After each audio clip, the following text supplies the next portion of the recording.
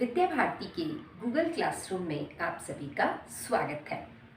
पिछले वीडियो में हमने चर्चा की थी कि पौधे किस प्रकार से भोजन ग्रहण करते हैं, पौधे किस प्रकार से भोजन का निर्माण करते हैं।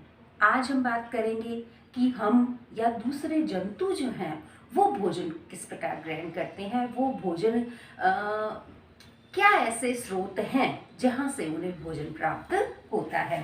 तो हम आज डिस्कस करेंगे खाद्य पदार्थों के स्रोत। जो भी हम भोजन ग्रहण करते हैं वो कहाँ से प्राप्त होता है।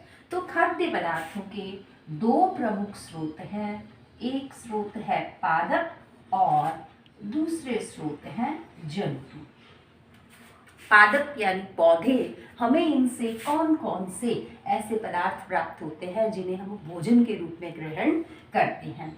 अनाज, पौधों से हमें अनाज मिलता है। सब्जियां, फल, मसाले,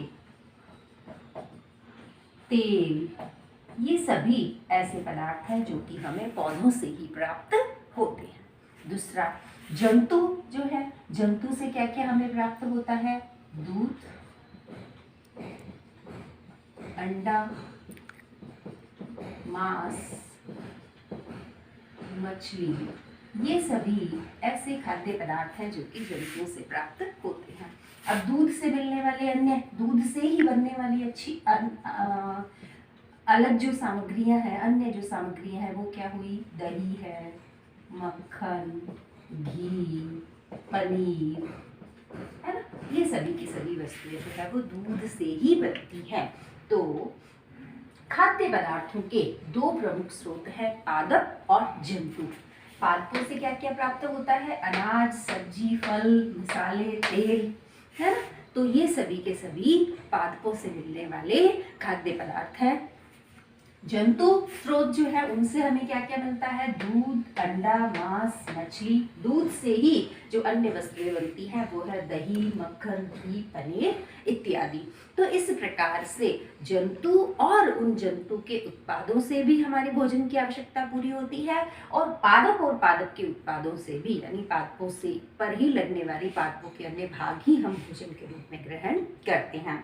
एक चित्र के माध्यम से हम यहाँ देखेंगे कि पौधे के ऐसे कौन कौन से प्रमुख भाग होते हैं, और फिर वो भाग हम कौन कौन से ऐसे उदाहरण हैं जो हम भोजन के रूप में ग्रहण करते हैं। जैसे कि पौधे के विभिन्न भागों को हम देखें तो भूमि के स्तर से नीचे की ओर जो पौधे का भाग है वह क्या है। जड़, मूल तंत्र इसे कहा जाता है। और ऊपर की ओर इस प्रकार तना, पत्ती, फल, फूल, ये सभी पौधे के विभिन्न भाग होते हैं।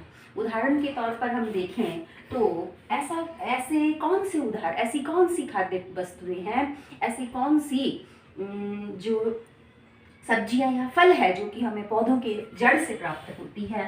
तो मूली, है ना, गाजर, ये पौधे की जड़ से प्राप्त होने वाली। इसी प्रकार ऐसे कोई पौधे जिनसे हम पत्तियों से प्राप्त करते हैं वो है पालक, धनिया, है ना, पुदीना, ये हमें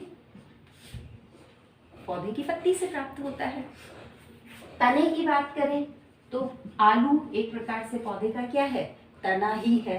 इसी प्रकार से हम बात करें गन्ना, गन्ने से शक्कर बनती है तो गन्ना भी क्या है, पौधे का तना ही है। इसी प्रकार फल है, टमाटर पौधे के फल का उदाहरण है। और फल में ही लगने वाले जो बहुत से बीज हैं वो बीज क्या होते हैं। अनाज जो है वो सारे के सारे क्या है, पौधे के बीज ही हैं। इसी प्रकार बहुत से ऐसे पौधे हैं जिनके पुष्प को ही सब्जी के रूप में या भोज्य पदार्थ के रूप में खाया जाता है, जैसे कि फूल गोभी,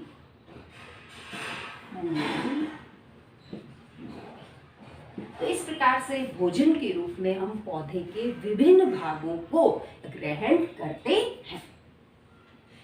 अब बात करें कि बहुत से जो है वो जंतु ऐसे हैं जो कि केवल और केवल पादप और पादपों के उत्पाद पर ही निर्भर रहते हैं। बहुत से जंतु ऐसे हैं जो जंतु और जंतु के उत्पाद पर ही निर्भर रहते हैं। तो इस प्रकार से जो जीव हैं या जो जंतु हैं वो कौन से खाद्य पदार्थ ग्रहण कर रहे हैं, इस आधार पर जंतुओं को अलग अलग प्रकारों में बांटा जा सकता है। तो नेक्स्ट टॉपिक हम समझे खाद्य पदार्थों को ग्रहण करने के आधार पर जंतुओं के प्रकार या वर्ग। कितने वर्ग हैं? कुल जंतुओं के 3 वर्ग है, जिसके आधार पर उनके अलग अलग जो है वो वर्ग होते हैं भोजन ग्रहण करने के आधार पर। पहला जो वर्ग है, पहले वर्ग के अंतर्गत हम कहते हैं उन प्राणियों को, जंतुओं को शाकाहारी। शाकाहारी जंतु कौन से हैं? ऐसे जंतु जो केवल और केवल पादप और उनके उत्पाद को ही ग्रहण करते हैं, भोजन के रूप में ग्रहण करते हैं। ऐसे जंतुओं को जिस वर्ग में सम्मिलित किया गया है वो वर्ग कौन सा है? शाकाहारी वर्ग है। जैसे शाकाहारी वर्ग के अंतर्गत आता है हिरण, है ना, खरगोश। तो इस प्रकार से हिरण, खरगोश शाकाहारी का उदाहरण है। और भी बहुत से उदाहरण हम इनके अंदर लिख सकते हैं। गाय, भैंस, बकरी, ये सभी क्या है? शाकाहारी ही है। जबकि दूसरे जो जंतुओं का वर्ग आता है वह वर्ग है मांसाहारी। मांसाहारी कौन से होंगे जंतु? मांसाहारी वे जंतु होंगे जो केवल और केवल जंतुओं को उनके भोजन के रूप में ग्रहण करेंगे, जैसे शेर, चीता, बाघ, ये सभी मांसाहारी के उदाहरण हैं। और तीसरे वर्ग के अंतर्गत जो आते हैं वह है सर्वाहारी। सर्वाहारी कौन से होते हैं? सर्वाहारी कौन से जंतु होते हैं? जो पादप और पादप के उत्पादों को भी खाते हैं और जंतु और दूसरे जंतु उत्पादों को भी जो ग्रहण करते हैं भोजन के रूप में, वे होते हैं सर्वाहारी। इसका सबसे जो है वो बढ़िया उदाहरण हो सकता है क्या? मनुष्य। मनुष्य अनाज, सब्जी, फल, मसाले, तेल इत्यादि को भी ग्रहण करता है। इसके साथ साथ जंतुओं से प्राप्त होने वाले दूध, अंडा, मांस, मछली का भी भोजन के रूप में ग्रहण करता है। मनुष्य के साथ साथ यदि हम और किसी सर्वाहारी का उदाहरण ले तो कौवा ले सकते हैं, है ना। कौवे के साथ साथ जो है कुत्ता, बिल्ली, ये सभी क्या है? सर्वाहारी के उदाहरण हैं। तो इस प्रकार से जंतुओं को भोजन ग्रहण करने के आधार पर 3 वर्गों में बांटा गया है, शाकाहारी, मांसाहारी, सर्वाहारी, जिनके की विभिन्न उदाहरण आप यहाँ देख रहे हैं। तो इस प्रकार आज हमने यहाँ डिस्कस किया या यहाँ चर्चा हमने की है, समझा है कि खाद्य पदार्थ हमें प्राप्त कहाँ से होते हैं। स्रोत खाद्य पदार्थों के कौन कौन से हैं? तो पादप स्रोत और जंतु स्रोत। उसके बाद में पौधे के ऐसे कौन कौन से भाग हैं जिन्हें हम भोजन के रूप में ग्रहण करते हैं, इन सभी उदाहरणों के माध्यम से हमने यहाँ देखा। और फिर हमने डिस्कस किया यहाँ खाद्य पदार्थों को ग्रहण करने के आधार पर जंतुओं के प्रकार। तो इस प्रकार से जंतु जो हैं और जो अन्य प्राणी हैं वे अपना भोजन ग्रहण करते हैं, दूसरों पर निर्भर हैं, विषम पोषी हैं, पादपों की तरह स्वपोषी नहीं है। पौधों और पौधों के उत्पादों को जंतु और जंतु के उत्पादों पर निर्भर रहते हैं, उन्हें ग्रहण करते हैं। धन्यवाद।